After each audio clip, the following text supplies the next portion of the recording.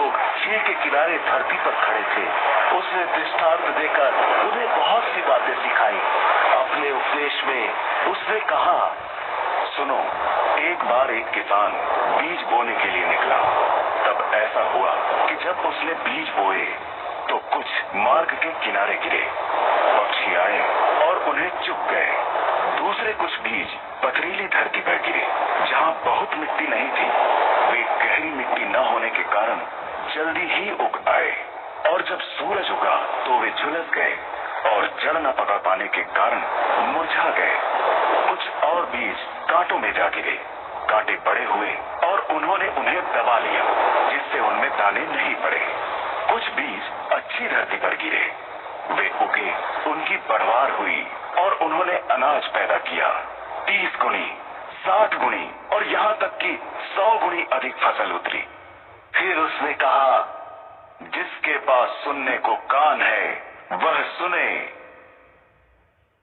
फिर जब वह अकेला था तो उसके 12 शिष्यों समेत जो लोग उसके आसपास थे, उन्होंने उससे दृष्टांतों के बारे में पूछा।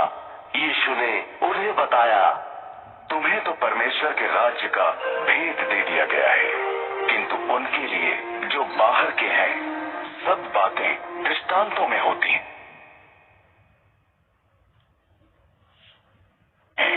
ताकि वे देखें और देखते ही रहें, पर उन्हें कुछ सूझे नहीं।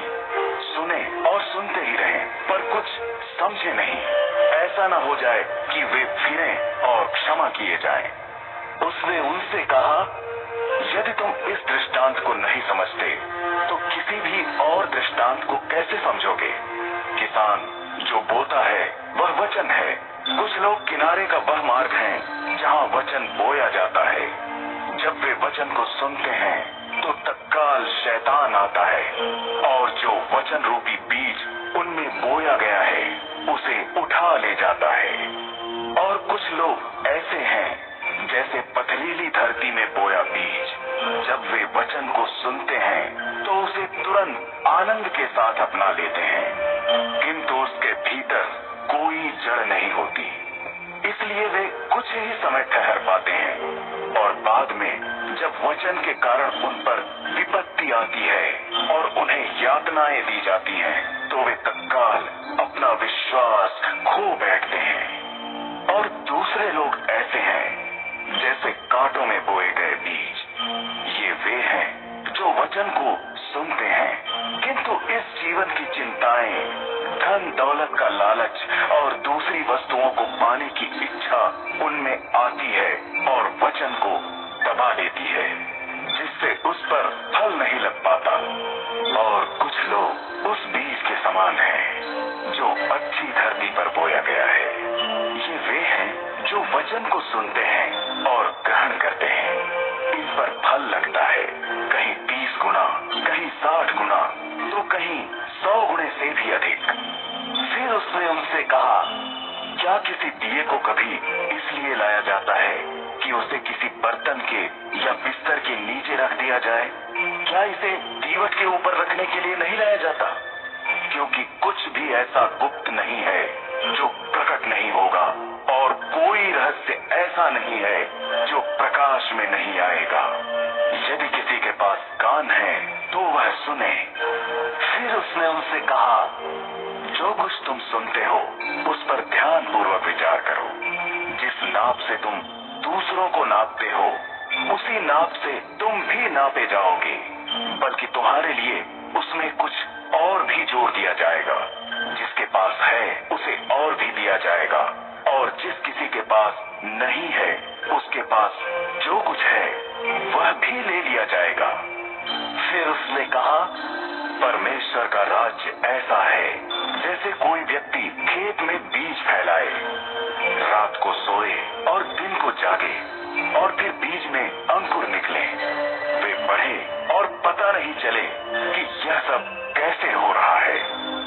धरती अपने आप अनाज उपजाती है, पहले अंकुर, फिर बालें और फिर बालों में भरपूर अनाज। जब अनाज पक जाता है तो वह तुरंत उसे हाशिए से काटता है, क्योंकि फसल काटने का समय आ जाता है। फिर उसने कहा, हम कैसे बताएं कि परमेश्वर का राज्य कैसा है? उसकी व्याख्या करने के लिए हम किस उदाहरण का प्रयोग करें? वह राई के दाने जैसा है जो जब धरती में बोया जाता है तो बीजों में सबसे छोटा होता है, किंतु जब वह रोप दिया जाता है तो बढ़कर भूमि के सभी पौधों से बड़ा हो जाता है। उसकी शाखाएं इतनी बड़ी हो जाती हैं कि हवा में उड़ती चिड़ियाएं उसकी छाया में घोंसला बना सकती हैं। ऐसे ही और बहुत से दृष्टांत देकर वह उन्हें वचन सुनाया करता था। वह उन्हें जितना वे समझ सकते थे बताता था। बिना किसी दृष्टांत का प्रयोग किए वह उनसे कुछ भी नहीं कहता था, किंतु जब अपने शिष्यों के साथ वह अकेला होता तो सब कुछ का अर्थ बताकर उन्हें समझाता। उस दिन जब शाम हुई, यीशु ने उनसे कहा, चलो उस पार चलें।